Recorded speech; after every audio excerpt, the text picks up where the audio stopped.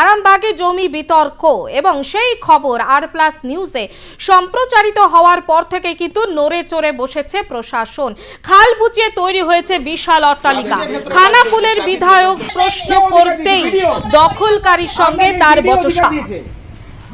আপনাকে ভিডিও অধিকার দিয়েছে কে দিয়েছে? আপনাকে কেউ দেয় না। কে অধিকার দিয়েছে?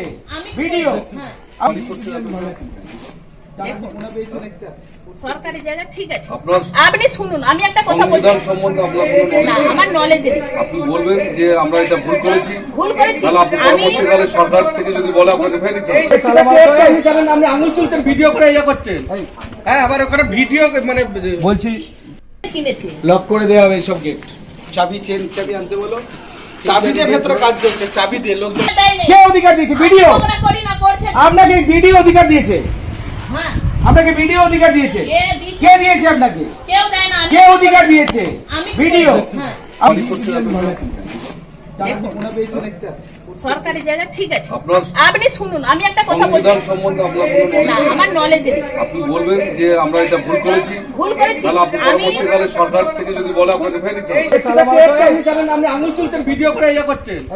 হ্যাঁ, আবার ওখানে ভিডিও মানে বলছি লক করে দেওয়া হবে। আমরা সরাসরি কথা বলবো, আমাদের সঙ্গে সরাসরি রয়েছে আমাদের প্রতিনিধি অনুপ চট্টোপাধ্যায়।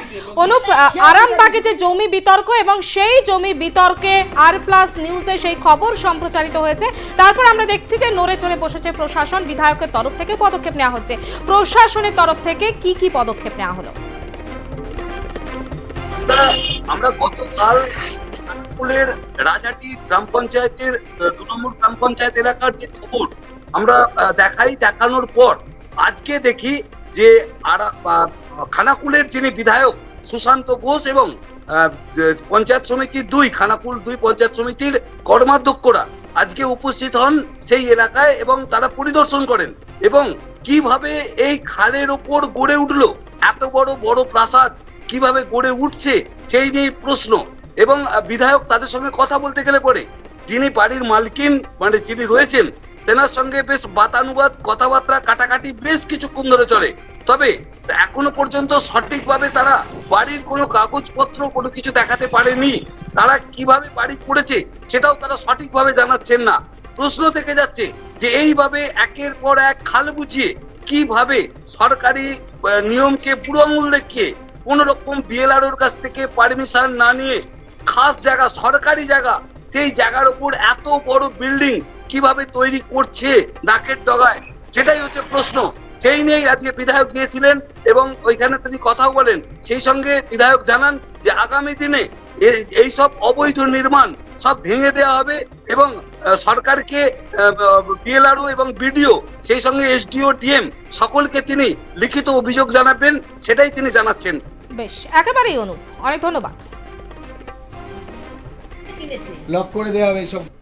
দেখুন, আমরা এই অবৈধ নির্মাণ বন্ধ নিয়ে এর আগেও আন্দোলন করেছি, এর আগেও রাস্তা অবরোধ করেছি, বিডিও এসডিও সেই সঙ্গে বিএলআরও ডেপুটেশন আমরা করেছি।